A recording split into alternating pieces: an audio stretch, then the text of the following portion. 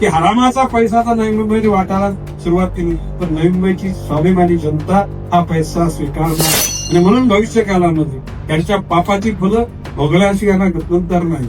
मी आत्मविश्वासाने सांगतो, जे कराल ते भरायला लागेल.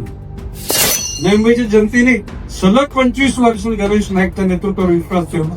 ही जनता गणेश नाईकला जसं तरी स्वतः ताकदीनं मोठं बनवलंय, तशा प्रकारचे तुम्हाला चारी लोकांना निवडून हीच जनता दे हा विश्वास माझा मनात आहे. म्हणजे 2050 पर्यंतच्या पाण्याची सोय आपण करून टाकली. ठरले तर 100 ते 111 पण निवडून आणलं. आगामी महापालिका निवडणुकीच्या रणांगणात भाजपने आपला विजयाचा विश्वास पुन्हा एकदा बोलून दाखवला आहे. राज्याचे मंत्री आणि ज्येष्ठ नेते गणेश नाईक यांनी ठामपणे म्हटलंय की महापालिकेत पुन्हा भाजपचीच सत्ता येणार आणि हे सांगण्यासाठी आम्हाला कोणत्याही ज्योतिषाची गरज नाही. नाईक यांनी शहराच्या राजकीय प्रवासाचा आढावा घेतला. 1995 पासून पक्ष कोणताही असो, महापालिकेवर त्यांचं वर्चस्व राहिलं आहे. ते म्हणाले की गेल्या 10 वर्षांत आम्ही वैयक्तिक टीकेऐवजी केवळ विकास कामांवर लक्ष केंद्रित केलंय. मग ते रस्ते असोत, पायाभूत सुविधा असोत किंवा नागरिकांचे प्रश्न, याच कामांच्या जोरावर जनता पुन्हा भाजपलाच कौल देईल. युतीच्या संदर्भात बोलताना त्यांनी स्पष्ट केलं की मित्रपक्षांच्या काही अवाजवी मागण्यांमुळे एकत्र येणं शक्य झालं नाही. शेवटी विरोधकांना इशारा देताना नाईक म्हणाले, आम्ही कुणावरही विनाकारण टीका करणार नाही, पण भाजपला अडचणीत आणण्याचा प्रयत्न झाला तर त्याचा योग्य जमा खर्च नक्कीच केला जाईल. सार्वत्रिक निवडणूक 2026 प्रभाग क्रमांक 25 या ठिकाणी प्रचार सभा होत असताना भारतीय जनता पार्टीचे अधिकृत उमेदवार श्री सुनील बाळाराम पाटील, ब भागातून श्रीमती सनुजा संदीप सुतार, क भागातून श्रीमती नेत्रा आशिष शिर्के आणि ड भागातून श्री रवींद्र उद्धव विजयासाठी या ठिकाणी उपस्थित असलेले माजी नगरसेवक संदीप सुतार, माजी नगरसेविका सुरेखा इतापे, माजी नगरसेविका सरस्वती पाटील, माजी परिवहनचे सभापती अर्जुन सिंघवी, शिक्षण समितीचे व्यापारी किसन शेठ उंडे, समाजसेवक आणि उद्योगपती आशिष शिर्के, ज्यांचा मगाशी उल्लेख झाला ते श्री रणजित नाईक, बंडखोरी न करता प्रामाणिकपणे पक्षाबरोबर राहिले, तुझं सगळ्यांनी कौतुक करत टाळ्या वाजवला. सन्मान करणार देवेंद्र फडणवीसांबरोबर मी बोललो की म्हटलं अंका लोकांना अशा प्रकारे जर कोणी त्रास देत असेल तर मंत्रिपद राहू द्या बाजूला, मी त्या ठिकाणी आंदोलन करायला जाईल. आणि मी तुम्हाला शब्द देतो, कुठल्याही प्रकारे ही विधानसभा ही महापालिका संपल्यानंतर नवी मुंबई करता एक पॅटर्न निघून देवेंद्रजी फडणवीस मला बोले, नाईक साहेब तुम्हीच फॉर्म्युला काढा. आमचा खेरणा बनकोडा जी गाव आणि जी आजूबाजूची वस्ती आहे ती 84 एकर जागा आहे. 84 एकरचे 8 भाग करून एक भाग डिमॉलिशन करून टावर उभे करायचे विचार आहे. आज जे साधारणपणे राहतात त्याच्या 1.5 कमीत कमी काही ठिकाणी दुप्पट त्या ठिकाणी दिला जाईल. कुठल्याही परिस्थितीमध्ये कुठल्याही तो गावाला असो का बाहेरचा असो त्या घटकांना त्या ठिकाणी न्याय देण्याचा प्रामाणिकपणे प्रयत्न करतो. मुरबे धरणामध्ये पाणी ज्यावेळेला संजू नाईक 2000 साली बाबा म्हणतो ते पाणी पुरवठा खात्याचे मंत्री होते. संजू नाईक त्याला भेटायला गेला तर संजूला त्यांनी सांगितलं, संजू मुरबे धरण घेतो का तू? संजू बोलत 2 मिनिटं थांबा. बाहेर येऊन संजू मला फोन केला. आपल्या महापालिकेचं वार्षिक बजेट 70 कोटी रुपयाचं होतं. त्यावेळेला त्या धरणाची किंमत 500 कोटी रुपये. मी त्याला संजूला सांगितलं की आम्हाला सांग की 10 इन्स्टॉलमेंट मध्ये आम्ही पैसे देऊ, म्हणजे प्रत्येक वर्षाला 50 कोटी असे 10 वर्षामध्ये 500 कोटी. आबा बोले ठीक आहे. म्हटलं व्याज देणार नाही. आपण ते 500 कोटी फेडले. जर का तो धरण आज बांधायचं ठरलं तर त्याची किंमत 6000 कोटी. किती? 6000 कोटी. त्याच्या बाजूला 200 एकर जागा आहे. ही 200 एकर जागा जर वापर केला तिथं तर त्याचे 2000 कोटी, म्हणजे 500 कोटी त्यावेळेला नवी मुंबईच्या जनतेने डोक्यावर भार घेतला. त्याचं मूल्यांकन आज 8000 कोटी झाले. आता ज्या पद्धतीनं FSI ची खिरापत वाटली जाते ती बघता 2035 साली जे पाणी टिकणार होतं ते 2025 साली त्याची लेवल झाली. जर का मी विचार केला नसता तर 2030च्या दरम्यानमध्ये पुन्हा रात्री 3-3 वाजता नळाचं पाण्यासाठी हंडी भांडी भरून ठेवायची गरज असली असती. पण माननीय मुख्यमंत्र्यांना मी सांगितलं की 12वी धरणाची उंची वाढवायचं म्हणून नवी मुंबई महानगरपालिकेच्या डोक्यावर एकूण 70 उमेदवार लादले गेले. ना इंटरव्ह्यू ना मेडिकल, एक फतव्याने परमनंट केले गेले आणि त्याच्या बदल्यामध्ये 35 MLD पाणी वाढवून द्यायचं ठरलं. ते 6 वर्ष झाले ते पाणी मिळत नाही. म्हणजे दिवसाला 2,500 टँकर. किती?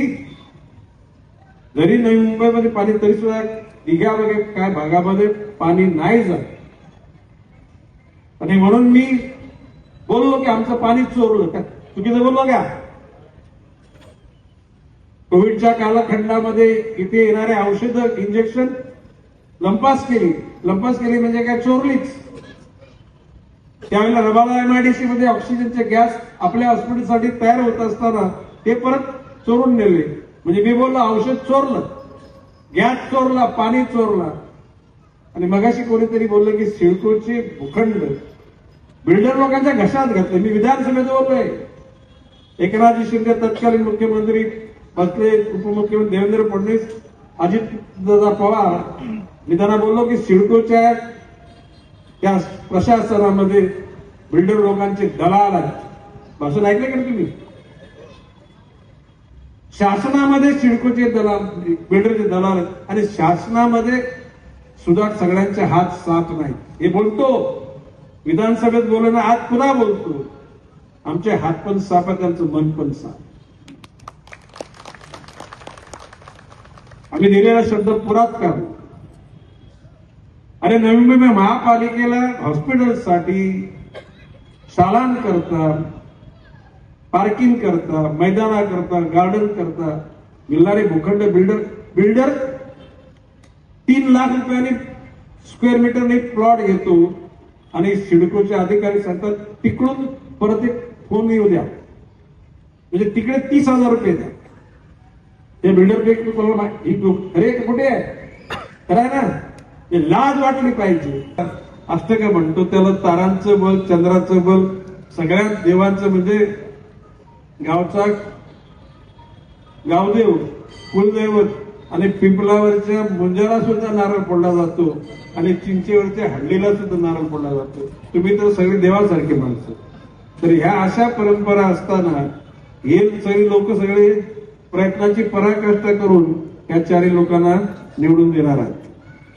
आता बाब अशी आहे की सलूजा सुतार आणि सुनील सुतार यांनी उल्लेख केला लोटस तलावाचा. लोटस तलाव आपणच थांबवलेला आहे आणि ही निवडणुका झाल्यानंतर मंत्रालयात बैठक लावून हा लोटस तलाव जनतेसाठीच त्या ठिकाणी राहील. समाज मंदिराची बाब सलूजाने पण मांडली, सुनील पण मांडली. ती सुद्धा समाज मंदिराची जागा होईल, इंग्रजी माध्यमाची शाळा होईल, पार्किंगचं स्थळ होईल आणि या अनुषंगानं भविष्य काळामध्ये नवी मुंबईचा इतिहास हा उज्ज्वल अक्षराने लिहिला जाईल. आता मगाशी मी सीवूडला गेलो होतो. सीवूडमध्ये जसा इथे सुद्धा सगळ्या वक्त्याने गणेश नाईक म्हटलं तुमचं काहीतरी बोला ना. गणेश नाईक जनतेने घडवला, गणेश नाईक स्वतःने घडला. त्या कालाच्या ओघामध्ये जनतेने प्रोत्साहित केलं. पहिल्यांदा मी 21व्या वर्षी जिल्हा परिषद उभा राहिलो. 150 मतांनी या सरस्वतीच्या वडिलांसमोरच मी पडलो. पिके पाटील बरोबर ना? सरस्वती खरं ना? हिच्या बापाच्या बरोबर सगळे काँग्रेसवाले, माझ्या बरोबर कोणच नाही. म्हणजे सगळी कोरटोर मध्ये जातो ना गावची. पण तरी सुद्धा 150 मतांनी पडलो. लोकांना वाटलं आता धास्तावेल, परत काय उभा राहणार नाही. 27व्या वर्षी मी 77 साली विधानसभेला उभा राहिलो. 13,000 मतांनी पडलो. 2 नंबर माझाच होता. 85 साली त्याला 35 वर्ष माझं वय होतं. त्यावेळेला 1800 मतांनी त्याला जनार्दन गौरी ते सभापती होते त्यांच्या विरुद्ध राहिलो. आणि बाकी नंतर नवी लोकांनी राग काढला. 90 साली 30,000 मतांनी मला निवडून दिलं. आणि त्या दिवसापासून आणि मी ठरवलं होतं आमदार होईल तर विधान भवन आणि मंत्री होईल तर मंत्रालय. मी विधान भवनामध्ये आमदार म्हणून गेलो पण मंत्रालयात कधीच गेलो नव्हतो. आणि मंत्री झालो त्याच मंत्रालयात गेलो. त्याच्यानंतर 99 साली चिटिंग झाली. सुनील ऐकलं असेल तू. 99 साली चिटिंग झाली. सरोजा माहिती आहे का नाही? माहिती आहे ना? त्या चिटिंग मध्ये भाग घेतलेला एकही जिवंत नाही. सगळे स्वर्गस्थ झाले. आणि मी नेहमी बोलतो परमेश्वरा त्यांच्या आत्म्याला चिरशांती दे. आपल्या संस्कृतीमध्ये गेलेल्या माणसाविषयी किती वाईट असला तरी वाईट बोलतात का? अशीच नाही बोलत. आणि त्याचा राग लोकांनी काढला 2004 साली. हिंदुस्थानच्या राजकारणामध्ये विविध राज्यामध्ये राजघराण्यातले लोक उभे राहिले. मुद्दाम असेंब्ली इलेक्शन महाराष्ट्र प्रत्येक वर्षाचा तुम्ही आढावा घेताना 2004 बटन दाबा तुम्हाला लक्षात येईल की गणेश नाईकला 3,24,000 मतं पडली. हिंदुस्थानच्या कुठल्याही राजघराण्यातल्या राजाला पण नाही मिळाली, संस्थानिकाला नाही मिळाली. हे प्रेम गणेश नाईकवर लोकांचं. ही ताकद माझी नाही की नवंबरच्या जनतेने त्याला बेलापूर मतदारसंघ दिवाल्यापासून तर इकडे उत्तर डोंगरीपर्यंत होता. 2004 साली म्हणजे 99ला आम्ही शिवसेना सोडली. 2000ला महापालिका शरदचंद्र पवार साहेबांच्या राष्ट्रवादीची आली. 2005ला आली. 2010ला आली ना. पहिला महापौर संजू नाईक तर शेवटचा महापौर जयवंत सुतार. लोकांनी किती प्रेम करावं. अमर्याद हिंदुस्थान तुम्हाला परत इलेक्शन साईडवर पाठवून कॉर्पोरेशन. हिंदुस्थानमध्ये एका नेत्याच्या सर्वसामान्य शेतकरी कुटुंबातून नेतृत्व उभारल्यानंतर त्या नेत्याच्या विश्वासावर 25 वर्ष शहराची सत्ता कुठल्याही भाग्यवान माणसाला मिळाली नाही की नवी मुंबईच्या जनतेने गणेश नाईक केले. आणि म्हणून नवी मुंबईच्या जनतेचे जितके उपकार मानावे तेवढे थोडेच आहे. अशा परिस्थितीमध्ये 2000 साली मी शब्द दिला होता की 20 वर्ष पुढची घरपट्टी पाणीपट्टी वाढणार नाही. वाढली का? आयुक्तांनी मध्ये ठरवलं होतं आणखी वाढवूया. म्हणजे याद राखा महासभा महासभा निर्णय घेईल ती 5 वर्ष पण नाही वाढली. आणि आज मी शब्द देतोय पुढची 20 वर्ष सुद्धा घरपट्टी पाणीपट्टी वाढवू देणार नाही. लोकांना नोटिसा पाठवून ब्लॅकमेल करून पैसे कमवण्याचा धंदा करतो. आहेत ना नालायक शेवटमध्ये अधिकारी. मी सांगतो एकाही घराला हात लावू देणार नसता. आणि अशा प्रकारचा भ्रष्टाचारचा पैसा राजकारणामध्ये वापरता. मनी आफ्टर पॉवर आणि पॉवर आफ्टर मनी. पैशातून सत्ता आणि सत्तेतून पैसा. आणि म्हणून मी बोलतो की हरामाचा पैसा तर नवी मुंबईने वाटायला सुरुवात केली पण नवी मुंबईची स्वाभिमानी जनता हा पैसा स्वीकारणार नाही. उपाशी राहील परंतु नवी मुंबईची जनता या पैशाला हात लावणार नाही. इतकी स्वाभिमानी जनता आहे. आणि म्हणून भविष्य काळामध्ये त्यांच्या पापाची फुलं भोगल्याशिवाय यांना गत्यंतर नाही. मी आत्मविश्वासाने सांगतो जे कराल ते भरायला लागेल. नवी मुंबई इथं मला पत्रकारांनी प्रश्न विचारला नवी मुंबई चिंता कशाला करतात? नवी मुंबईच्या जनतेने सलग 25 वर्ष गणेश नाईकच्या नेतृत्वावर विश्वास ठेवला. ही जनता गणेश नाईकला जसं तरी स्वतः ताकदीनं मोठं बनवलंय तशा प्रकारच्या तुम्हाला चारी लोकांना निवडून हीच जनता दे हा विश्वास माझा आहे. आणि म्हणून मगाशी म्हटलं मी की पाण्याच्या साठी त्या ठिकाणी कर्जत तालुक्यामध्ये एक कोशीर नावाचं धरण होतं. 1000 MLD पाणी त्या धरणाचं. त्याच्यात 500 MLD पाणी नवी मुंबई करता बुक करून टाकलं. किती? 500 MLD म्हणजे 2050 पर्यंतच्या पाण्याची सोय आपण करून टाकली. आता भविष्य काळामध्ये 50च्या नंतर मग कोण येतील नवीन राज्य करते आपलेच असे पिढे असतील. कारण आपणच चांगलं काम करून आपल्याच माध्यमातून जनतेची सेवा होणार आहे. म्हणून अशा पाप्यांच्या हातात लोक सत्ता नाही देणार.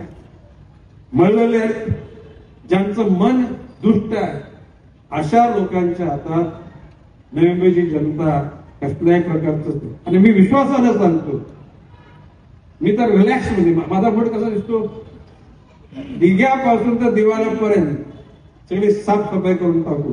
मी ठरले तर 111 पण निवडून आलो, पण शेवटी कधीतरी विरोध हा लागतो ना, काही विरोधी पक्ष लागतो, नाही तर हत्ती उन्मत्त होतो. म्हणजे कोणीच काय राहिलं नाही तर मग आपण उन्मत्त होणार, म्हणून थोडेफार संधी ठेवायला लागतील शिल्लक. पण जे दुष्ट आहेत त्यांना त्यांचा साफसफाई केल्याशिवाय राहणार नाही. ज्यांचे विचार हलकट आहेत अशा लोकांना तर अजिबात खरा नाही. आणि म्हणून माझं म्हणणं आहे की गणेश नाईकची विचारसरणी, छत्रपती शिवाजी महाराजांची विचार, डॉक्टर बाबासाहेब आंबेडकरांची विचारसरणी, छत्रपती शिवाजी महाराजांनी धर्म, जात, पंथ, वर्ण, वर्ग नाही मानले. डॉक्टर बाबासाहेब आंबेडकरांनी धर्म, जात, वर्ण, वर्ग नाही मानले. आणि त्या अनुषंगाने आपल्याला काम करायचं. लोक म्हणतात अरे की घ्या नवी मुंबईतले बौद्ध लोक तुमच्या बाजूला, अरे बौद्ध आता आमचा विशाल डोल असतो, जनरल वॉर्ड आहे, पण त्याला आम्ही कार्यकर्ता म्हणून त्या ठिकाणी त्याला तिकीट दिलेलं आहे, तो बौद्ध म्हणून दिलेला नाही. या ठिकाणी शिवसेनेत असताना मी मुसलमानाच्या बाजूने राहिलो उभा. 70च्या दंगलीच्या वेळेला गणेश नाईक त्याला ताकदीने उभा राहिला. आपली सुनाय की नाही कधी. इंदिरा गांधीच्या हत्येच्या वेळेला शीख लोकांवर त्याला आम्ही शिखांना पाठिंबा दिला. तो एक नालायक असेल म्हणून सगळे थोडेच नालायक आहेत. अफजल खान हलकट होता. आणि म्हणून माझं म्हणणं की धर्माच्या पलीकडे, जातीच्या पलीकडे, भाषेच्या पलीकडे, वर्ण वर्गाच्या पलीकडे जाऊन माणुसकी धर्माची जतन करण्याचा आम्ही शब्द दिलेला आणि तो शब्द पाळणार. आमच्या समोर कोणी कोणावर जुलूम करू शकता. आणि म्हणून अशा विचारसरणी बरोबर राहणाऱ्या माझ्या सर्व सहकाऱ्यांना आपण भरघोष मताने विजय कराल असा विश्वास व्यक्त करतो. रजा घेतो. जय हिंद, जय महाराष्ट्र.